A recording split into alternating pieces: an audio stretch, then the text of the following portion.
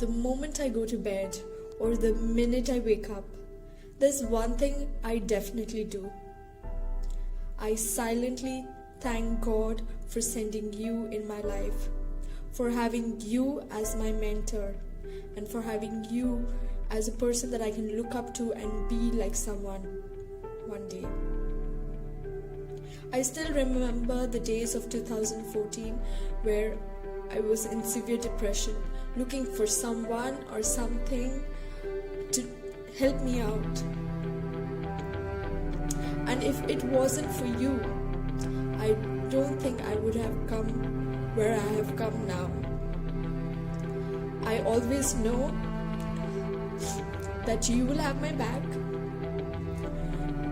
I know for the fact that no matter whoever doesn't support me, and even if I'm standing alone, I know for a fact that you will be there from a distance, guiding me through. And as today you celebrate your birthday, I am very grateful for God for sending you for me.